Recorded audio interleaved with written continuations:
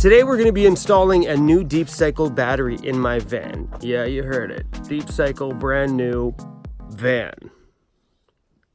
Yeah. Okay. For the longest time, probably about the last 8 months, maybe a year, I had an Optima deep cycle battery in my van that I got from a friend of mine for $100. And it was a small 55 amp hour battery, and it was doing me very well, but there's been times when, I'd have things plugged into it and it would get down where I'm like, oh, damn, 55 amp hours is actually not very long, especially if I'm using that battery to charge my Jackery batteries and everything else. And now that I want to run my van stereo off of my deep cycle battery, it's going to need more power. The reason why I thought about maybe wiring my dashboard stereo, the one that's usually in your vehicle, wiring that one to power off my house battery, because it allows me to crank up the music, and then I can actually mount some speakers in my doors, because right now, some music out the door would be super nice. So having a larger amp hour battery for that, I figured it would be a good upgrade. So anyway, I found somebody that just bought my deep cycle battery. I dropped it off to them in Nanaimo, BC, and bonus, because I only paid $100 for it, and I got $100 for it. So pretty cool, because now I have a new one right there. I bought a Nautilus deep cycle battery, fully sealed, so I don't have to worry about it off gassing or anything like that, but it's a 105 amp hour. How's your breakfast, CRUZ? Making a ginormous mess. Okay, so that's the deep cycle battery that I just picked up. It's a 105 amp hour, making that about double the size of the last battery I used to have. So supplies I'm using today: wrench, screwdriver, crimping things, some automotive electrical wire, and these awesome little switch panels. I'll leave these in my Amazon links down below for you. But the reason why I'm choosing to do these super easy switch panels is because I want to show you guys that it's very easy to wire this stuff up without having, too much like electrical knowledge. So we're going to dive into this a little bit later, but I've been using this top one here for the longest little while. And because I'm going to need more switches, I'm just going to add a second one down here. I kept the other battery right behind the driver's seat because this just seems like a good area, because when the seat is back, the seat goes like right here, leaving just with this weird space underneath that's hard to do things with. So the battery just fits nicely right in that little spot. And I'm going to shove this right against the back wall because there's really nothing back there. This cable comes back inside. And the only other cable that's on the other side of the battery is this one, and it's tucked in the back corner. This is the one that's going to the smart isolator, which we'll take a look at later. And this is the ground cable. I have this grounded to the inside wall of the wheel well down there. First thing I did was to secure these connections onto the battery, onto the positive and to the negative. And I chose to put them on an angle because I want to run these cables up along the wall and secure them to the wall. That way they're not touching or rubbing against anything. And this here is a fuse block protector. This cable here runs to my smart isolator, and then the other one obviously runs to the positive on the battery. So if there's any problem between here and the front, it's going to switch this circuit breaker. I also have another one of these in the front of the van.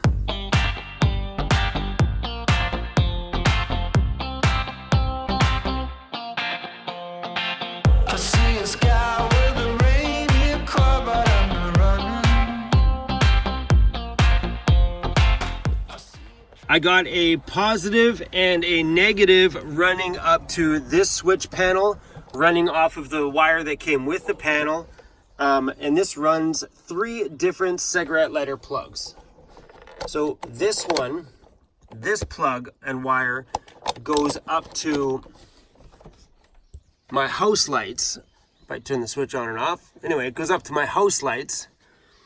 The second switch here goes to my front 2 lights, making it super easy. You just simply take the cigarette lighter plug and the wire that comes with it, wire the positive and negative up to the positive and negative on your lights, and you're done. The second switch panel, I've added some double-sided tape to the back. I use this little Scotch stuff, it's red. I've tried the Gorilla stuff. The Gorilla stuff is good if you ever want to get it off, but if you want a permanent bond, this Scotch stuff is super good. Just gonna be sticking that right here on the bottom, right? Just stuff it, just boom. Nice and simple.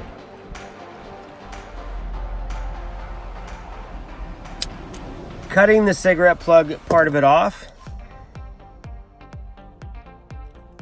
And we're going to be wiring these two cables directly to the deep cycle battery. Just a little disclaimer, I have no freaking clue what I'm doing. So please, if you guys are going to do the electrical in your van, go get it done. Go get somebody else that knows what they're doing to do it. I mean, I've done it this way. This is the same way my other battery was wired. And it worked for the whole last year. I'm not powering anything like a fridge. Anything I'm powering is like a 5-watt LED light. That's it. Nothing crazy, nothing major. So here you'll notice I'll have a little display thing. I got this from Amazon, and it's got a plug on the end of it. You plug it in, you turn it on, and it tells you what the battery's at. Super simple, super easy. I had this mounted before on the bottom of this, but I think this time that's why the double-sided tape's on there. But I just double-sided taped it directly to the battery, so I always know what my batteries are at, and I can shut it off if I need to. Just super easy right here. Just boom and boom. Taking a look at this from behind my seat, I have an inverter, two of those little power sources with some extra plugs still available, all running down to my deep cycle battery. The wires are a lot more cleaned up than they were before. And yeah, it looks a whole lot cleaner. Just gonna secure this thing to the floor. A couple of L brackets, and that's all. Boom, boom, and boom. Let's put the nice one in the front.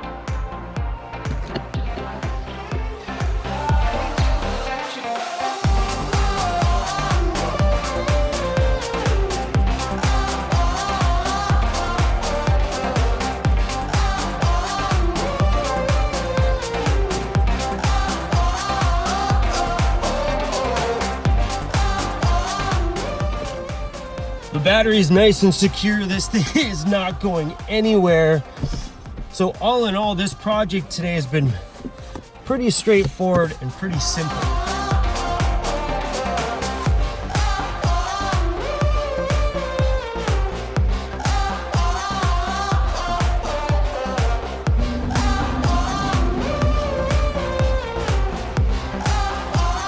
CRUZ is up there protecting the driveway. Down here, you'll notice I have two cables running. This red cable comes from the Smart Isolator, and this one is grounded just inside of here, right to the body of the vehicle, kind of grounding the entire system. So let's show you what's going on up front. CRUZ, make sure nobody comes in here. Thanks for protecting things.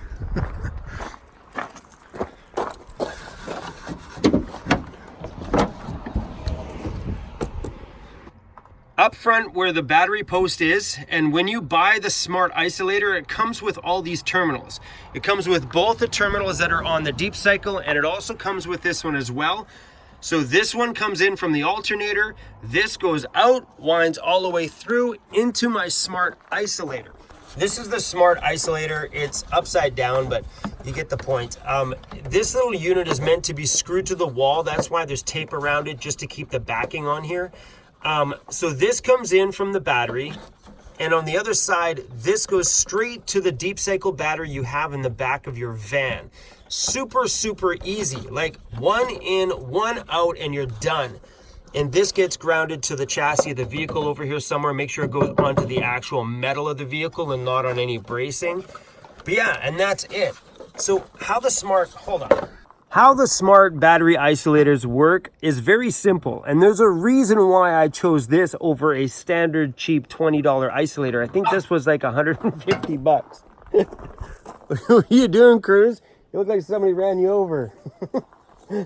So how it works is this reads the voltage of your starter battery. And the reason why that I feel is important is that, excuse me, Cruz. What are you doing? So when your alternator works, it's running power up to here.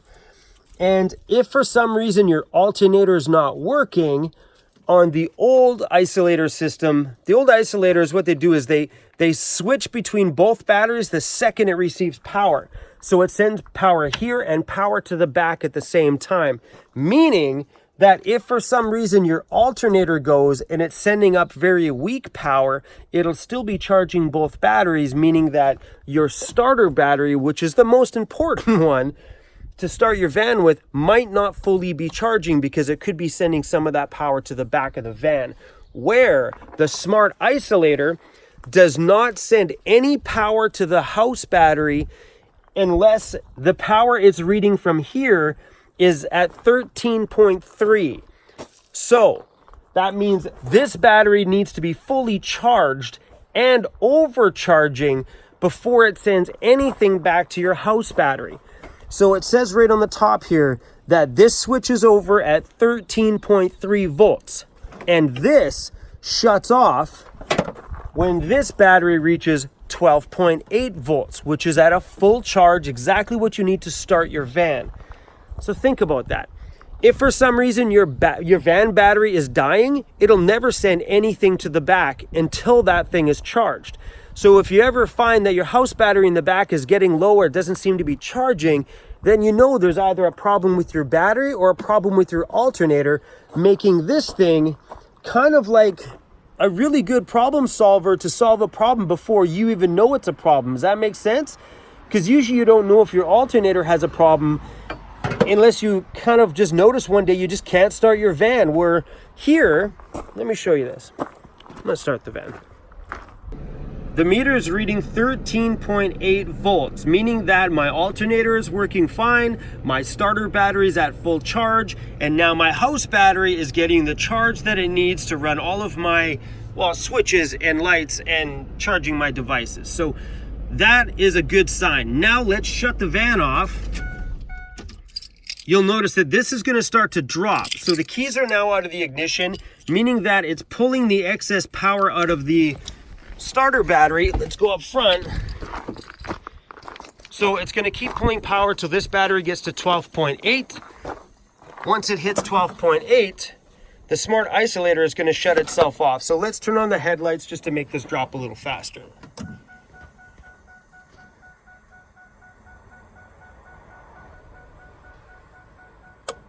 There you go.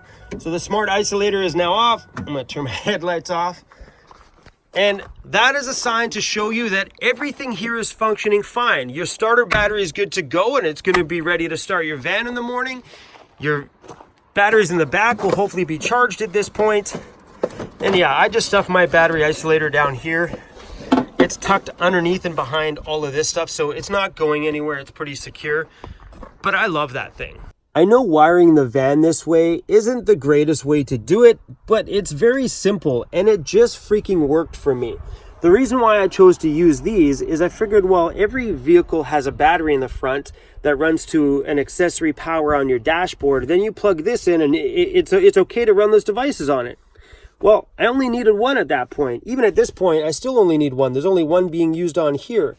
But I wanted the extra USB in the front and the option to add something if I needed to add another switch or two. I'm not running a lot of power on here. I checked these lights up there. They run about 6 to 9 watts when they're in use. And that's usually all I'm running on here at once. One switch goes to the front. Then once in a while I'll use these ones in the back. This bottom one's going to stay on at all times. Unless I don't want to see the meter, then I'm just going to shut it off. But otherwise, everything on here is quick switched on and switched off and only used when I'm in the van.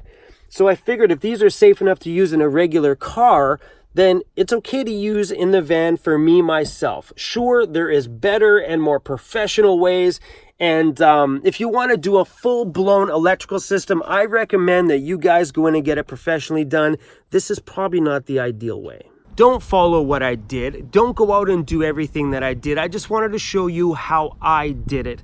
And I found it doing this way for me to be extremely simple and extremely basic. And as long as everything is secured and bolted in, all the wires are connected properly, and you're using the proper gauge wire according to the light or anything that you're using for power, as long as all that stuff is good, you're golden. And I'm not worried about blowing the circuit and frying a light. I don't care. It's all good. I mean, I'm only using it while I'm in the van. I don't leave them on at night. It's no big deal. But that's where one of these panels come into play. If you're going to do a full-blown electrical system in your van, this is what you want to use. Power goes into here, and then this goes out to all your different lights with its own little fuse on everything. But this would be the way to go. And I originally got this because I was going to use it on my panel here. That panel, I was going to use this to run it because I was going to go more elaborate than I had planned, but I ended up not needing anything because all these ones are running into my Jackery Explorer 440, and well, that's got all the safety features built right into it. So if I'm pulling from there and it reads a problem, it's going to shut the battery off anyway. So I decided not to fuss with it. But anyway, before I go off in a tangent, because I honestly, guys, I don't know what I'm talking about. I don't know anything about this stuff. One thing I do know is that, please, when you're wiring things, if your light has a large gauge wire, make sure that's the same gauge wire that goes all the way back to your power source.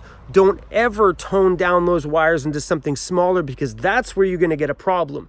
That's where you're going to get fried cables and cause a fire. So make sure you use the same size cable that came from the manufacturer with that light, because they did it that way because it meets code and it also meets the power needs of that source. So that's why when I bought those auxiliary plugs, I'd rather call them auxiliary plugs than cigarette lighters, because the word cigarette is just disgusting. Sorry to all the smokers out there, it's just a gross word. When I bought these, I bought them with different size cables on the end. So if you look at this one, this is quite a beefy one. And I got it because just in case there's a few lights I have that need something a little bit more, you know, for power wise, then I got the bigger cable. So if that makes any sense. All right. That's all we got for today's video. Just wanted to kind of show you what I was doing with my battery. And like I said, big disclaimer, do not wire your van my way. It's just how I did it. Please call a professional to get it done right.